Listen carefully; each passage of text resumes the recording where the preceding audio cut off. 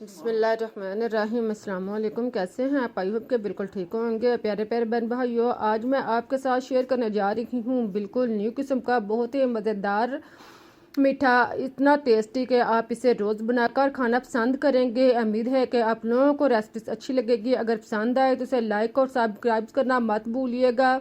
अब चलते हैं और मिलकर शुरू करते हैं अपनी आज की रेसिपी। इसके लिए आप चुकंदर लें, दो दरमियाने साइज़ के अच्छे किस्म के, जो ख़राब ना हो, गले सड़े ना हो। इनको आप दो कार साफ़ कर लें। एक चुकंदर आप पहले काट लें, एक मैं आपको काट कर दिखाती हूँ ताकि आपको काटने में आसानी हो। आप इस तरह इसके दोनों साइडों से थोड़ा थोड़ा उतार कर अब आप इसकी झिली उतार लें। देखें, इस तरह आप इसका छिलका जो है वो थोड़ा थोड़ा उतार लें। इस तरह आप इसके छिलके को साफ कर लें। इसे ज़्यादा मोटा छिलका नहीं उतारें। इसकी झिली को उतार कर अब आप इसे काट लें। इसको आप पहले लंबाई में काटें और फिर आप इसको छोटे छोटे टुकड़ों में काट लें। देखें, इस तरह आप इसके मुनासिब साइज़ के छोटे छोटे टुकड़े कर लें। इसी तरह आप सारे चुकंदर को काटने के बाद अब आप पहले जो चुकंदर काट कर रखा हुआ है वो भी आप इसमें शामिल कर लें। इन दोनों को अब आप ग्राइंड कर लें। आप आधा चुकंदर इसमें डालें और फिर आप थोड़ा सा पानी डालकर इसको ग्राइंड कर लें ताकि अच्छी तरह ये ग्राइंड हो जाए। देखें, इतना चुकंदर डालने के बाद आप आधा गिलास पानी शामिल करें और इसका ढक्कन बंद करके इसको खूब अच्छी तरह ग्राइंड कर लें। इसको आप 2 से 3 मिनट तक अच्छी तरह ग्राइंड करें ताकि इसके टुकड़े जो हैं वो बिल्कुल नरम हो जाएं, पिस जाएं और पानी में अच्छी तरह मिक्स हो जाएं। देखें, आप देख रहे हैं जैसे जैसे ये ग्राइंड हो रहा है इसके बिल्कुल शरबत की तरह बनना शुरू हो चुका है। अब आप इसको भून लें।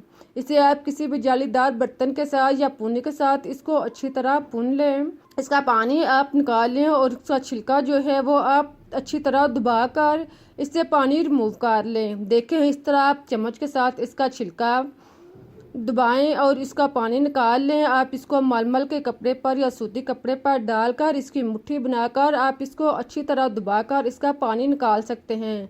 इस तरह भी आप सानने के साथ इसका पानी निकाल सकते हैं और इस तरह आप दबाकर भी इसका पानी जो है वो अच्छी तरह रिमूव कर सकते हैं।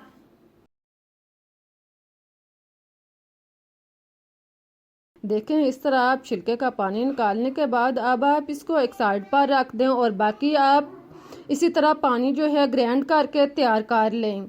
अब आप जिसमें आपने रेसिपी बनानी है इसके अंदर आप शरबत डालें। फिर आप इसमें 1 कप चीनी शामिल करें। चीनी डालने के बाद अब आप इसमें कॉर्नफ्लोर 5 से 6 चम्मच शामिल करें। कॉर्नफ्लोर डालने के बाद और चीनी डालने के बाद इसको आप अच्छी तरह मिक्स करें। इसके अंदर अच्छी तरह जज़ब करें, हल करें। कॉर्नफ्लोर के जो गिल्टियाँ हैं इसको आप अच्छी तरह इसके अंदर मैश करें। इसकी गिल्टी जो है वो बिल्कुल नहीं होनी चाहिए। इसको अच्छी तरह इसके अंदर मिक्स करें।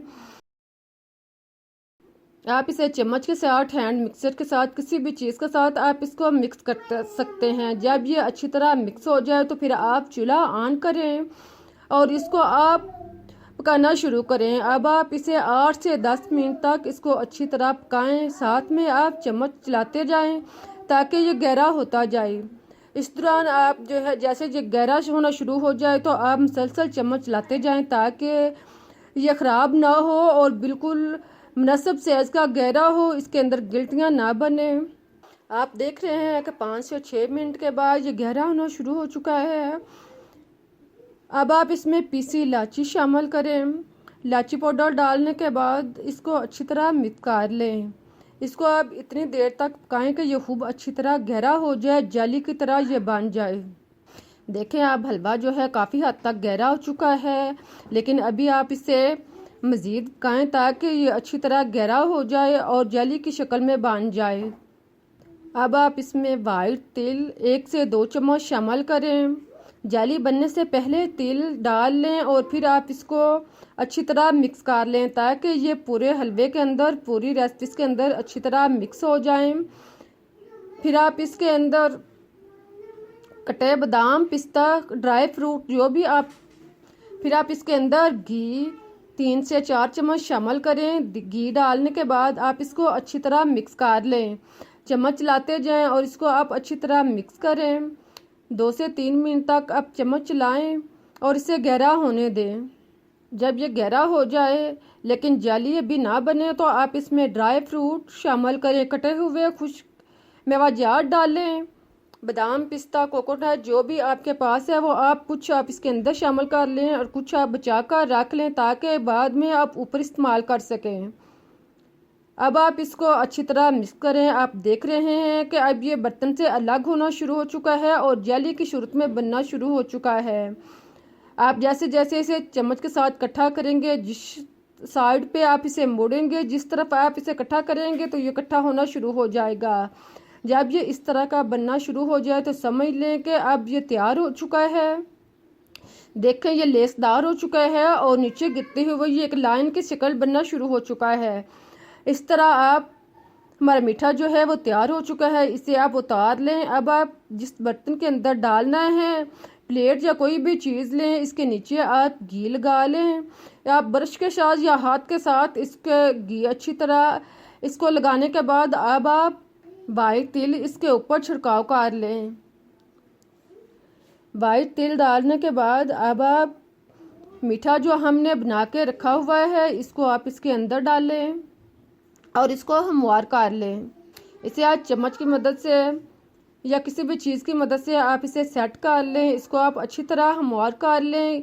ये ना ज़्यादा इसकी तह मोटी हो और ना ज़्यादा पतली हो। मुनासिब साइज़ की 1-1 इंच की तह रख कर आप इसको हमवार कर लें और फिर आप इसके ऊपर कटे बादाम, पिस्ता, ड्राई फ्रूट इसके ऊपर लगाएं। देखें इस तरह आप इसको लगाने के बाद अब आप इसके ऊपर वाइट तिल डालें। वाइट तिल डालने के बाद अब आप इसे चम्मच के साथ या किसी भी चीज़ के साथ थोड़ा सा दबा कर सेट कर लें। इसको सेट करने के बाद आप रख दें। इसे 1 से 2 घंटे के लिए छोड़ दें ताकि ये खुश्क हो जाए, जम जाए। 1 से 2 घंटे के बाद आप देख रहे हैं कि ये खुश्क हो चुका है, जेली की तरह बन चुका है। अब आप इसे काट लें। इसको आप दरमियान से पहले एक साइड से काटें और फिर आप दूसरी साइड से इसको काट कर इसके मुनासिब से टुकड़े कर लें।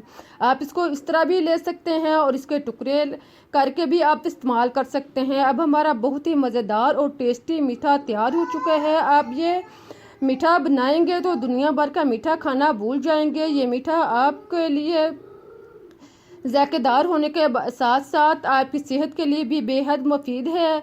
चुकंदर का मीठा बनाएंगे तो ये आपको वज़न को कम करने के लिए भी मुफीद है, आपकी रंगत को निखारने के लिए भी मुफीद है और इसके अलावा आपके ब्लड प्रेशर को भी कंट्रोल करेगा।